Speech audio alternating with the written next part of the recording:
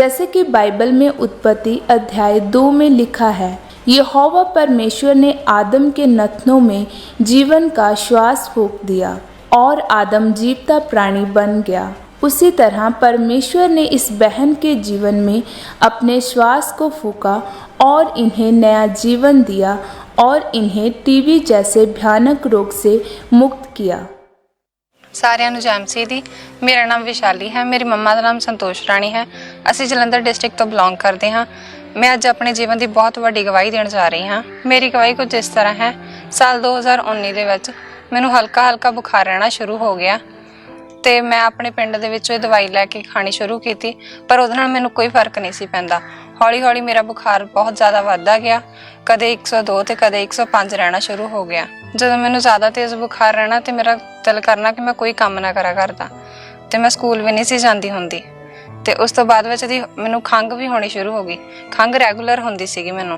ਜਦੋਂ ਮੇਰੀ ਬੇਟੀ ਜ਼ਿਆਦਾ ਬਿਮਾਰ ਰਹਿਣ ਆਪਈ ਤੇ ਅਸੀਂ ਸਾਰੇ ਡਰ ਗਏ ਸੀ ਘਰ ਦੇ ਕਿ ਪਤਾ ਨਹੀਂ ਕੀ ਹੋ ਗਿਆ ਇਹਨੂੰ। ਤੇ ਅਸੀਂ ਜਾਣੀ ਕਿ ਡਾਕਟਰ ਦੀ ਸਲਾਹ ਨਾਲ ਸਾਨੂੰ ਡਾਕਟਰ ਕਹਿੰਦਾ ਵੀ ਅਸੀਂ ਇੰਨੀ ਦਵਾਈ ਦੇਤੀ ਹੈ, ਠੀਕ ਨਹੀਂ ਹੋ ਰਹੀ, ਤੁਸੀਂ ਹੈ ਨਾ ਟੈਸਟ ਕਰਵਾਓ ਇਹਦੇ। ਉਹਨੇ ਸਾਨੂੰ ਕਿਹਾ ਕਿ ਸਿਵਲ ਟੈਸਟ ਕਰਵਾਓ। ਤੇ ਜਦੋਂ ਅਸੀਂ ਉੱਥੇ ਗਏ ਤੇ ਸਾਨੂੰ ਉਹਨੇ ਜਾਣੀ ਕਿ ਕਿਹਾ ਕਿ ਇਹਦੇ ਬਲਗਮ ਲੈ ਕੇ ਤੁਸੀਂ ਟੈਸਟ ਕਰੋ। ਤੇ ਇਹਨੇ ਜਾਣੀ ਕਿ ਬਲਗਮ ਲਿਆ ਤੇ ਟੈਸਟ ਕੀਤਾ। ਉਹ ਕਹਿੰਦੇ ਵੀ ਜਿੱਦਾਂ ਤੁਸੀਂ ਜਾਣੀ ਕਿ ਸਵੇਰ ਨੂੰ ਰਿਪੋਰਟ ਲੈ ਜਿਓ। ਜਦੋਂ ਅਸੀਂ ਫਿਰ ਸਵੇਰ ਨੂੰ ਰਿਪੋਰਟ ਲੈ ਕੇ ਉਹਦੇ ਵਿੱਚ ਟੀਬੀ ਆਈ। ਡਾਕਟਰ ਨੇ ਚੈੱਕਅਪ ਕਰਕੇ ਫਿਰ ਜਦੋਂ ਟੀਬੀ ਆਈ ਤੇ ਬਾਅਦ ਵਿੱਚੋਂ ਕਿਹਾ ਕਿ ਇਹਨੂੰ 6 ਮਹੀਨੇ ਦਵਾਈ ਲਗਾਤਾਰ ਖਿਲਾਉਣੀ ਪੈਣੀ ਆ।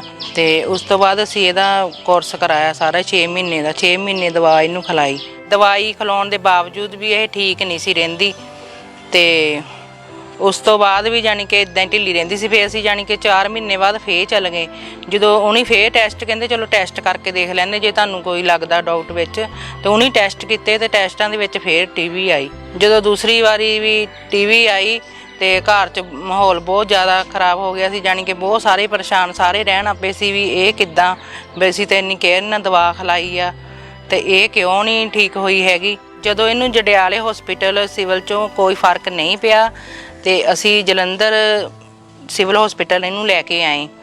ਸਾਨੂੰ ਦੱਸਿਆ ਕਿਸੇ ਨੇ ਕਿ ਉੱਥੇ ਡਾਕਟਰ ਬਹੁਤ ਵਧੀਆ, ਤੁਸੀਂ ਜਲੰਧਰ ਲੈ ਜਾਓ। ਤੇ ਅਸੀਂ ਉੱਥੇ ਜਲੰਧਰ ਲੈ ਕੇ ਆਏ ਇਹਨੂੰ। ਉਹਨੇ ਦੇਖਿਆ ਕਿ ਇਹਨੂੰ ਦੂਜੀ ਵਾਰੀ ਟੀਬੀ ਕਿਉਂ ਹੋਈ ਹੈ ਵੀ ਟੈਸਟ ਕਰਦੇ। ਉਹਨੇ ਟੈਸਟ ਕੀਤਾ, ਉਹਦੇ ਵਿੱਚ ਇਹਦੇ ਰਾਈਟ ਸਾਈਡ ਸਾਰਾ ਪਾਣੀ ਨਾਲ ਭਰ ਗਿਆ ਸੀ ਫੇਫੜਾ।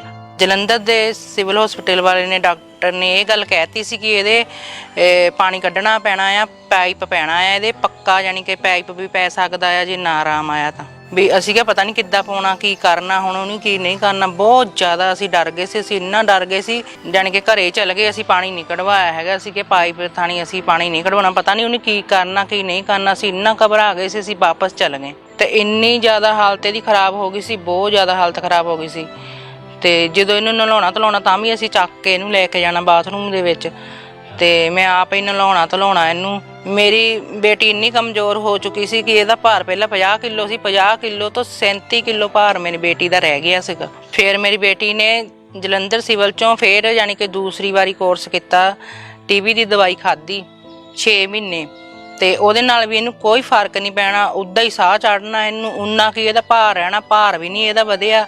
ਅਸੀਂ ਜਾਣ ਕੇ ਇੰਨਾ ਨਾ ਪਰੇਸ਼ਾਨ ਹੋ ਗਏ ਸੀ ਬਹੁਤ ਜ਼ਿਆਦਾ। ਅਸੀਂ ਆਸ ਹੀ ਛੱਡ ਦਿੱਤੀ ਸੀ ਵੀ ਇਹਨੂੰ ਦੂਸਰੀ ਵਾਰੀ ਵੀ ਕੋਰਸ ਕਰਾਇਆ, ਇਹਨੂੰ ਫੇਰ ਨਹੀਂ ਫਰਕ ਪਿਆ ਹੈਗਾ। ਫਿਰ ਜਾਣੀ ਕਿ 2-3 ਮਹੀਨਿਆਂ ਬਾਅਦ ਇਹ ਕਹਿੰਦੀ ਮੰਮੀ ਵੀ ਮੈਨੂੰ ਤਾਂ ਮੈਂ ਇੰਨੀ ਜਾਣੀ ਕਿ ਔਖੀ ਹਾਂ, ਬਹੁਤ ਜ਼ਿਆਦਾ ਔਖੀ ਹਾਂ ਕਿ ਰੱਬ ਮੈਨੂੰ ਹੈ ਨਾ ਮੌਤ ਹੀ ਦੇ ਦੇਵੇ, ਮੇਰੇ ਤੋਂ ਨਹੀਂ ਦਵਾਈਆਂ ਖਾ ਹੁੰਦੀਆਂ, ਮੈਂ ਨਹੀਂ ਕੋਰਸ ਕਰਨਾ ਕੋਈ ਵੀ, ਮੈਂ ਠੀਕ ਨਹੀਂ ਹੁੰਦੀ ਤਾਂ ਨਾ ਸੀ, ਇਹਦੇ ਨਾਲ ਤਾਂ ਮੈਨੂੰ ਰੱਬ ਮੌਤ ਹੀ ਦੇ ਦੇਵੇ। ਮੈਂ ਇੰਨੀ ਦਵਾ ਵੀ ਖਾ ਚੁੱਕੀ ਹਾਂ, ਦਵਾ ਖਾਣ ਦੇ ਬਾਵਜੂਦ ਵੀ ਮੈਂ ਠੀਕ ਨਹੀਂ ਹੁੰਦੀ ਹੈਗੀ।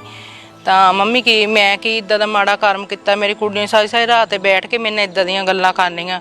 ਮੈਂ ਵੀ ਬਹੁਤ ਪਰੇਸ਼ਾਨ ਹੋਣਾ, ਮੈਂ ਇੱਦਾਂ ਜਾਣੀ ਕਿ ਇਹਦੇ ਕੋਲ ਨਹੀਂ ਰੋਣਾ, ਮੈਂ ਇੱਕ ਕਮਰੇ 'ਚ ਜਾ ਕੇ ਵੱਖਰੀ ਹੋ ਕੇ ਰੋਣ ਆਪਣਾ।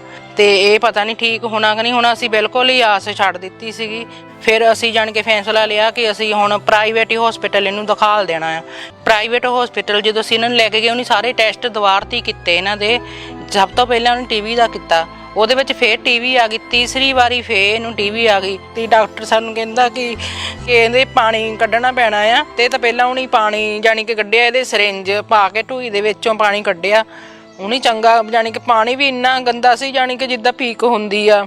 ਇਦਾਂ ਦਾ ਪਾਣੀ ਹਿਲਦਾ ਵੀ ਨਹੀਂ ਸੀ, ਇੰਨਾ ਗੰਦਾ ਪਾਣੀ ਸੀਗਾ। ਫਿਰ ਸਾਡੇ ਫੈਮਿਲੀ ਡਾਕਟਰ ਨੇ ਇਹ ਬੋਲਿਆ ਸਾਨੂੰ ਕਿ ਜਲੰਧਰ ਬਹੁਤ ਵੱਡਾ ਹਸਪੀਟਲ ਆ, ਤੁਸੀਂ ਮੇਰੇ ਕਹੇ ਤੇ ਇੱਕ ਵਾਰੀ ਤੁਸੀਂ ਉੱਥੇ ਲੈ ਜਾਵੋ।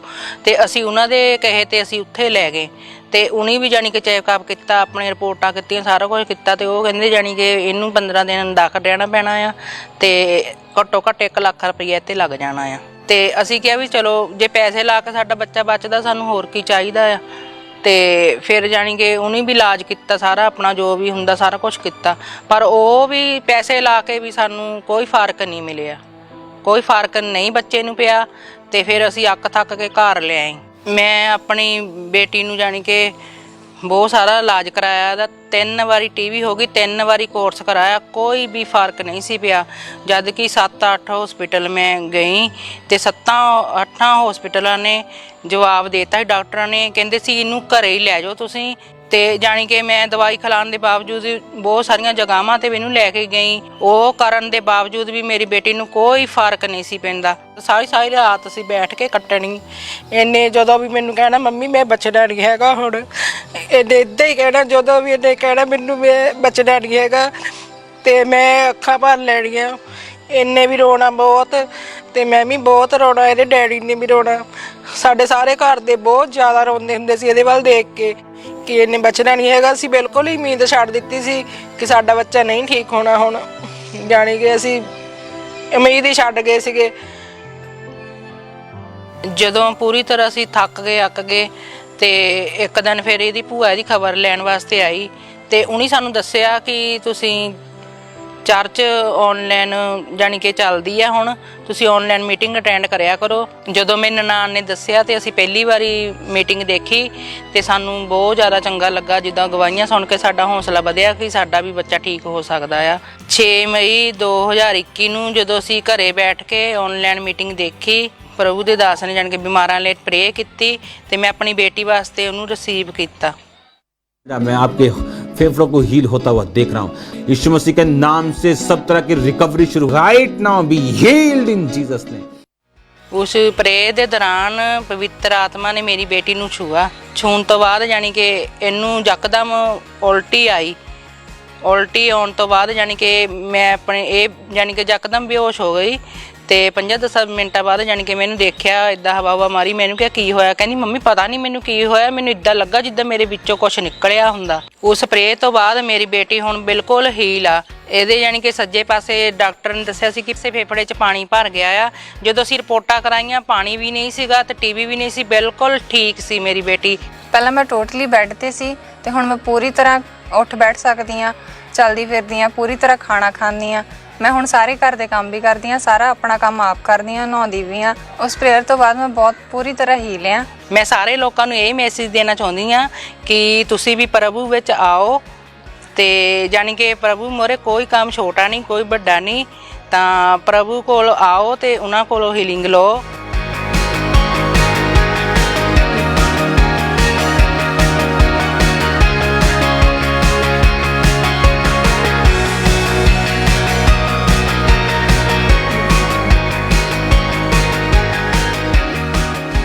ਮੈਂ ਆਪਣੀ ਬੇਟੀ ਦੀ ਇਸ ਵੱਡੀ ਹੀਲਿੰਗ ਲਈ ਪ੍ਰਭੂ ਦਾ ਬਹੁਤ ਬਹੁਤ ਧੰਨਵਾਦ ਕਰਦੀ ਹਾਂ ਤੇ ਪ੍ਰਭੂ ਦੇ ਦਾਸ ਤੇ ਦਾਸੀ ਦਾ ਵੀ ਬਹੁਤ ਬਹੁਤ ਧੰਨਵਾਦ ਕਰਦੀ ਹਾਂ। ਸਾਰਿਆਂ ਨੂੰ ਜੈ ਮਸੀਹ ਦੀ।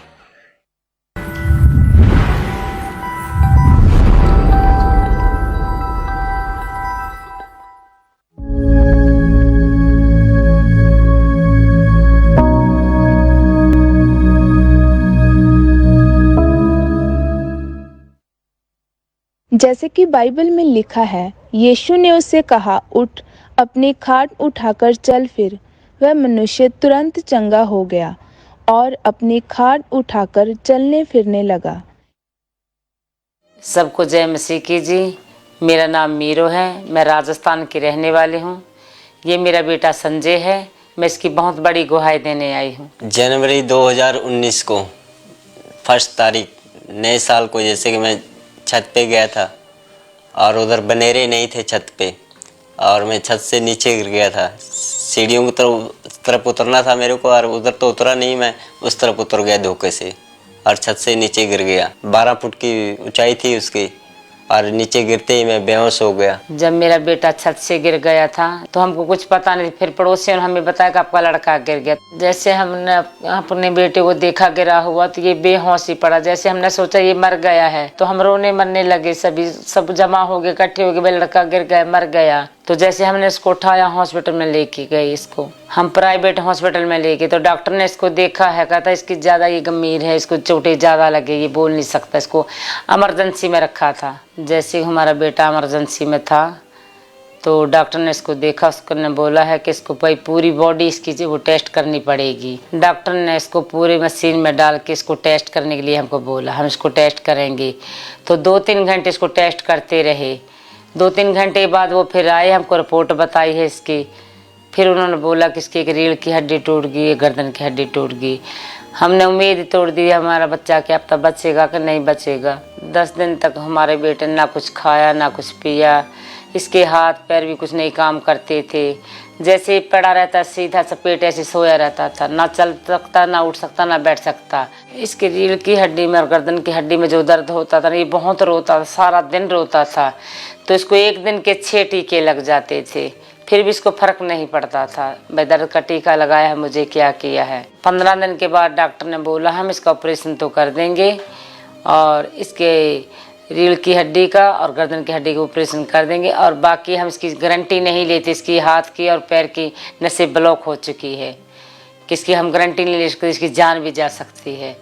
हम इसकी जिम्मेदारी नहीं ले सकते, अपनी जिम्मेदारी पे ऑपरेशन करवा लो। हमने तो यही सोचा कि हमारा बेटा बचेगा नहीं, पैसा भी इतना खर्चा हम कर रहे हैं, डॉक्टर को जिम्मेदारी भी कुछ नहीं ले रहा, भाई इसका ऑपरेशन करेंगे, बचेगा कि नहीं बचेगा। जब 1 साल तक ऐसे ही रहा, ना ये उठ पाता था ना बैठ पाता था, लेटरिन बाथरूम कुछ भी करना बेड के ऊपर ही करना, इसको उठ नहीं सकता था ये, तो मैं ही इसको करवा देती थी। लेटरिन बाथरूम कुछ भी करना होता तो मैं देखती थी इसको करने के लिए। तो इससे ना तो कुछ पानी पिया ना कुछ खाया जाता, तो इसको चम्मच से मैं पानी पिलाती, थोड़ी पतली दलिया हल्की सी करके, खिचड़ी 1 चम्मच खिलाती थी, ज़्यादा कुछ खाता नहीं था। कि 2 छोटे बच्चे थे, इसकी घरवाली थी, तो यही एक कमाने वाला था और को कमाने वाला कोई था नहीं। तो यही सोच रहे थे, इसकी बीवी और बच्चे रो रहे थे, भाई यही कमाने वाला यही बेड के ऊपर पड़ा है, तो अब हम क्या करेंगे। रोते रहते थे इससे पूरा दिन कि हमारे पापा को क्या होगा क्या नहीं होगा। बच्चे भी इसके रो रहे थे। जैसे हमारा जवान बेटा था, इसकी देखभाल जैसे कि हम कर रहे थे, देखनी थी तो इसको थी कि हमारे माँ बाप को बुढ़ापे में हम संभालें, कि जैसे ये तो नहीं संभाल पाता, हमने इसको संभाला है हमारे बेटे को। जैसे इसकी ऐसी हालत हो गई थी, इसकी हालत देख के हम बहुत रोते थे। जैसे इसको बिठाना तो पीछे तकिया क्या लगा के बिस्तर लगा के ऐसे थोड़ा बिठाते, थोड़ा ही, फिर बाद में इसको सोना करता दूसरी पास से सुआओ, जैसे हाथ पकड़ के हम पैर पकड़ के इसको पलटा के सुआते थे। अपने आप कुछ नहीं कर पाता था। इसको हौसला ऐसे देती रही कि मैं कर्ज कढ़ाऊंगी, मकान बेचूंगी, किसी से ले आऊंगी, तेरे को मैं ठीक करवा दूंगी, तुझे कुछ नहीं होने दूंगी, आप बिल्कुल ठीक हो जाओगे। ये बात कह के हम चले जाते, फिर हम चुपके से रोते रहते थे कि अब इस बेटे को हम क्या बताएंगे कि क्या होगा क्या नहीं होगा। तो बेड पे जब मैं लेटा था उस टाइम बहुत ही ज़्यादा तंग हो चुका था, उठ नहीं सकता था, बैठ नहीं सकता था, और इनको मैं बहुत बोलता रहता था मुझे मार दो जहर का टीका लगा के, पर ये भी नहीं मानते थे, बोलते नहीं कोई बात नहीं, लगने दे, पैसे कितने लगेंगे तेरे ऊपर। जैसे कि मैं मेरे बच्चों की तरफ देखता था उस टाइम मैं बहुत ही रोता था करता था, जब भाई मैं मर गया तो फिर मेरे बच्चों को, मेरी बीवी को कौन संभालेगा, वही मैं रात दिन सोचता रहता था। जैसे कि हम हमारे घर पे थे कि हमारा रिश्तेदार एक आया है पता लेने के लिए। जब इसकी हालत उसने देखी है कि वो खामरा चर्च में आता था, तो उसने हमको बोला आप कहीं भी नहीं लेके जाओ, इसको खामरा चर्च जलंधर में ले जाओ, आपका बेटा बिल्कुल ठीक हो जाएगा। कि आप खामरा चर्च चले जाओ, वहाँ अंधे देख सकते हैं, जो लंगड़े होते वो चल सकते हैं, कि आप खामरा चर्च में इसको लेके जाओ, आपका बेटा ठीक हो जाएगा, चंगा हो जाएगा। 2021 11 मार्च को हम खामरा चर्च में एम्बुलेंस करके हमारे बेटे को हमने यहाँ ले आया खामरा चर्च में। जैसे कि यहाँ के सेवादार थे, उन्होंने इसको खाट पे 4 पाइप उठाया, जाके इमरजेंसी में जाके लेटा दिया, सोला दिया था। उस दिन परमेश्वर के दास ने हड्डियों के और नसों के रोगी के लिए प्रार्थना की है, उसने हमने बेटे के लिए रिसीव किया है। व्हीलचेयर के रोगी, शिकंजों के रोगी, एक्सीडेंटल रोगी, आज मैंने एंजल्स को आपकी नसों को ठीक करते हुए उन्हें राइट पोजीशन पे रखते हुए देखा है। जब वो प्रार्थना मेरे कानों में पड़ी, परमेश्वर ने मेरे को छू लिया, मेरे को ठीक लगा। जब इसको हम यहाँ से हम खामरा चर्च से घर लेके गए थे, जब इसको मैंने चारपाई के ऊपर ऐसे बिठाया, थोड़ा तकिया पीछे लगा के, तो ये बैठ गए। तो जब मुझे बहुत सारा विश्वास हो गया कि परमेश्वर ने मेरे बेटे को छू लिया, चंगा हो जाएगा मेरा बेटा। जैसे कि हम खामरा चर्च से हम इसको घर लेके गए हैं, कैसे 2-3 दिन के बाद इसने खाना पीना रोटी वोटी सब शुरू कर दिया था। तो हमको विश्वास बढ़ गया था कि हमारा बेटा रोटी खाने लग गया, चाय पानी पीने लग गया। तो हमको विश्वास हो गया कि हमारा बेटा अब ठीक हो जाएगा। अभी इसको किसी के सहारे कोई ज़रूरत नहीं है कि मेरा बेटा सही से चलता है, काम धंधे पे भी, खाना पीने खुद कर लेता है, किसी को इसको कोई सहारा नहीं चाहिए। बस अब मेरे बेटे को जो भी देखता है वो कहता है कि आपका बेटा कहाँ से ठीक हो। इसकी कोई उम्मीद ही नहीं थी, अब ये कहाँ से ठीक हो। मैंने कहा हम खामरा चर्च में लेके गए थे तो इसको परमेश्वर ने ठीक किया है। अब हमारा परिवार सब खुश है, हमारा बेटा ठीक हो गया है कि परमेश्वर ने इसको जो मौत के मुँह से निकाला है, मेरे बेटे को चंगा किया है कि अब हम सभी खुश हैं, हमारा बेटा जिंदा है। बाइबल बताती है कि परमेश्वर के जैसा कोई नहीं है, कि जैसे कि परमेश्वर ने किया ऐसा कोई भी काम नहीं कर सकता है। उस दिन से मैं बिल्कुल ठीक हूँ और काम धंधा कर सकता हूँ, चल फिर सकता हूँ, जहाँ मर्जी आऊँ, जहाँ मर्जी जाऊँ। मैं अपने बच्चों के साथ बहुत खुश रहता हूँ और ठीक हूँ। अब परमेश्वर का धन्यवाद करता हूँ।